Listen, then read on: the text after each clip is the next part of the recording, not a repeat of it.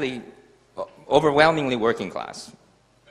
If you look at Second Life, it's rather kind of intellectual, you know. And so the other really important thing is that you sit down and you're chatting with some kid who just decided that he's going to Iraq because it's better than what he has as an option staying home in America, because then he can pay for college and come back and become a computer scientist. And the ability to get this kind of bonding with those sorts of people and have a priest sit down and talk to you and explain God to you. You know, I mean, generally we don't talk a lot of politics, but sometimes we do. And so this also is a very interesting thing because it brings people together in a kind of trust. And the other important thing is, unlike a chat, for instance, to get to Onyxia, the tank has to have fire resist gear. Okay? It's really, really hard to get enough fire resist gear to sit and tank Onyxia. It requires lots of people to help you. And so, and each of the different pieces of gear that you get to these points requires hundreds of hours of other people's time. So by the time you get to this point, you have lots of people in the guild who have invested hundreds of hours. Some of them are 15-year-olds, some of them are soldiers, and you owe them, and you are friendly with them. And it's an interesting thing. The priest in our guild and I were talking about what is this organization like, because it's not a government. Because you can leave whenever you want. You don't pay taxes. I mean, you pay the game. But it's more like, he said, a congregation. Maybe CCC is kind of like this, I don't know. But because you show up because you want to be part of the group. You can leave whenever you want. There's no one forcing you to do anything, but you have this kind of set of morals. You have a shared activity. And so in a sense, it's an interesting kind of organization. But this wasn't the slide I was going to talk about that on, so I'll move on. So this, Justin Hall made this. Which I thought was funny, so I was going to play. This is the UI of of World of Warcraft broken down. So this is, you know, you see your playmates, you see a chat window, you see your current apps, progress bar menu. And actually, Pavel Curtis back at Xerox PARC, when he was working on MOOs, tried to make a MOO that was the interface to your whole internet, to your whole computing experience. And in fact, now with these 3D worlds, I think we're getting closer and closer to where just about every function that you do on your computer, you could actually kind of simulate in this interface. And the interesting thing is, since most of us here stare at our computers all day long, but most people don't. And this is becoming a kind of de facto interface for a lot of people. They learn how to use it, and these metaphors matter. So as a lot of the people who are playing these games get into positions where they're making decisions about UI, I think it's going to have a huge impact. The good thing, I don't know if they did it on purpose, I think they did, but the good thing is they use Lua for the scripting, for the UI, and you can customize just about everything except for the really important things. So you're not allowed to communicate real time out of the game. It only saves the files when you quit the game. They're doing a lot of things to prevent you from cheating in the game, which makes sense, but it limits a lot of what you can do. But the good thing is you can do just about anything. The background is Auctioneer, which helps you manage, track, and make a database of the prices on the auction house. But once you've added all your add-on, this is kind of what it looks like on my screen. And as you can tell, this is like flying with instruments now. It's the 3D behind this whole thing doesn't really matter, especially as a mage. And so up here on my left, you see 40 different players. You see some of them are dead. Some of them have different levels of different things like health and mana. The middle thing here shows the ones that are cursed with something that I can remove, so I should decurse them. That little arrow is a hunter's mark showing what everybody should be attacking. The top right window is my chat with maybe 8 different kinds of chats. I have raid leader chat, mage chat, warrior chat, guild chat, officer chat, all that's going on in there. This is system messages. This is combat messages. This is, I'm tracking here all kinds of stats like damage by person over time. I'm at the top there. And then you can see things like who heals me the most.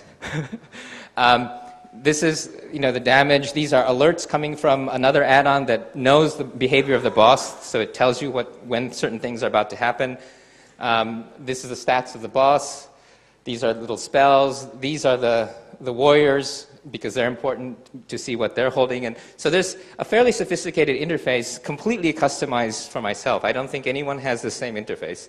But but literally now at this point, it's no longer about 3D. It's quite a bit more complicated, and it's actually, once you get this all in your head, you're able to, and actually this one's important, this purple one, that's called the threat meter.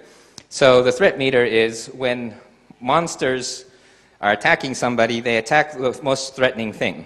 And warriors have lots of talents to increase their threat even though they're not doing any damage.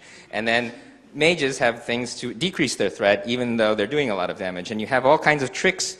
And what you do is you watch yourself on the threat meter so that you don't go over the warrior. Otherwise, you're going to be dead.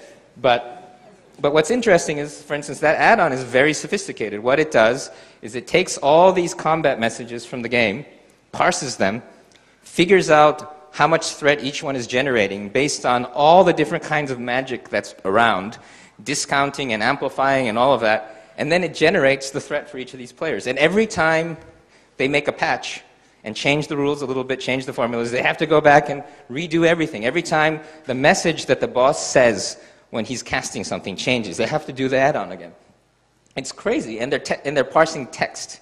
There's no API for this. But people have an excellent threat meter that works. And so there's this huge add-on community that's making all this stuff excuse me, despite the rather difficult process. So I'm going to get back here again to Richard Bartle, who's my hero. But he came from a day when we had cyberspace. And Barlow was talking about cyberspace and real world. But in Japan, I don't really believe in cyberspace anymore. Cyberspace is part of our real world. And I don't separate my cyberspace identity nearly as much as I think the old guys do. I mean, I know that we have our online personas and pseudonyms and stuff like that, but it's much more together. And one of the things that Richard Bartle, as part of this cyberspace thinking, was that when you're in a game, you're in a virtual world. You're in a fantasy, and you don't want to shatter that fantasy, just like you don't want somebody to take you out of cyberspace when you don't want to get out of cyberspace. So one of the things that came up was people started talking about voice over IP. Should we be talking to each other when we're playing the game for coordination? He said no. He said, this was back in 2003, immersion, it would be an immersion-busting, reality-intrusive, anti-role-playing debasement of what virtual worlds are. So he was clearly against it. And a lot of the game guys were against it. Warcraft doesn't have it built in. So we use things like TeamSpeak and Ventrilo, external applications to do the coordination. But everyone's using it. And there is no more fantasy. And I don't know if everybody saw. Can I have sound? Hang on, guys. My dad wants something. Dad! What?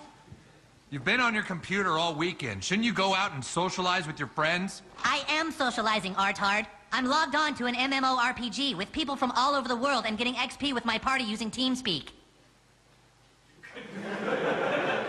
I'm not a artard. All right, sorry, guys. But this is how it is today, you know, and there's no, it's seamless, the real world and the game. Can you turn the audio up a little bit? This is, right now, a 40-man raid, a boss called Gar. And this is an actual raid. And what you hear in the background are 40 people connected together using TeamSpeak. And I don't have that much to do in this fight, so... And I'm dead. So, Wasted. So this is a slightly older version of my interface. This is a fairly difficult fight to set up because you have 8 little guys and 1 big guy, and you have to make sure everybody has the right target and things like that. But one of the things you'll notice is that it's definitely not like a telephone conversation. You're not talking, okay? And it's ambient. It's like being in the same room together.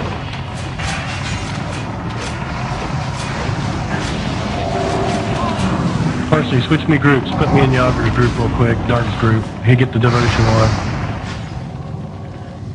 Just now, to pick up next month. So Jericho, he's a soldier. Someone bandage Punk Dally, please. And this is a Canadian student. She's our healer.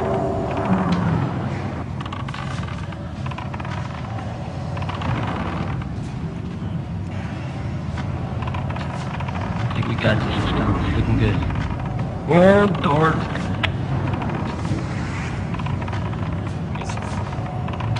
I think it gets exciting pretty soon. Damn, I had to use a pot. What's after Moon's That's on target? blue. Is there a loose target or is it Gar? Ad's gone. Mine and Moon's target's gone. What's next? Gar. Looks like guard. Everybody on Gar. Okay, so you get the idea. So what's important to note and is interesting is, for instance, you can do this on Skype. You can sit around, connect 10 people together, and have it open. But for some reason, and I've tried it as a test, for some reason people want to start the conversation and end it. They're not used to the idea of always having a voice connection. It's weird, right? And the thing that you learn on TeamSpeak is first you do push-to-talk. So you talk and then when two people collide, it's like packet collision. You have a protocol which you both back off and somehow at the beginning it's really clunky, but after a while it sort of works. And you just learn how to use this thing so that 40 people can be talking on the same channel, and you have very little problem communicating the essential things, and you learn how to talk in small pieces and get things through. And why I think this is important, again, is that I sit around all day long, say 8 hours with TeamSpeak on, and you never sit around in that kind of mode on the telephone. And so while we have technologies like Skype that let you, or voice over IP, or Asterisk, that would theoretically allow you to do this, because we don't have the user experience of actually having to use something like that, we haven't generated that kind of behavior in our workplace. And so I think one of the interesting things about MMORPGs and voice is that it's creating a culture of having TeamSpeak on. And so I have TeamSpeak on my speakers at my house. So even when I'm not in the game, I can hear people talking, and they can call me, and I can go in. And it's kind of this ambient sound, so I know how the guild is doing, or somebody's going crazy, or somebody's mad. And when somebody has a problem at home, one of our guys picked up a girl, and her lesbian girlfriend came and beat him up. The first place he goes is to TeamSpeak to explain this to everyone. So it's a very important kind of water cooler effect. So this is our group photo of one of our guild runs where we ran around and picked up flight paths, which are the places you go to get on these flying things. And this is a mix of Horde and Alliance. So some servers don't allow you to mix the player versus player. On player versus environment servers, you can actually have characters on both factions. So our guild is about 400 people, and about a third of them are Horde. And a lot of the time we spend, probably most of the time we spend just sitting around inside of our guild, hanging out and socializing. This is one of the activities that we do. One of our players, Kazpa, is really into the lore of World of Warcraft. So every once in a while she has these fireside chats where she sits around and tells these scary stories about the history of World of Warcraft. And then we have somebody who translates this into Horde tongue. And these are actually really, really popular events. And every once in a while, somebody starts killing somebody, and it degenerates. But generally, it's a very peaceful and fun thing. This is not my server, but this is a Chinese server. When somebody died in real life, they had a funeral like this. And there are a lot of in-game rituals now for things that are happening in real life. There are actually protests that happen. But when you have 400 people together, one of the things that always happens is what we call drama. And I was trying to make a slide that, I'm trying not to use words, so this is my drama slide. But you fight over loot, things happen, and it's very difficult. Everyone who has run organizations knows that running 400 people in an organization is very difficult. And unlike chat, we have loot. So for instance, you could be, a typical example would be you're in some dungeon and there's something you really need, and somebody who doesn't really need it gets it. And that becomes a really big point of tension. And so drama always exists in parties, but also in guilds. And so for that, and this is kind of hard to see, but we have a lot of outside tools. We have forums where a lot of things happen. And we have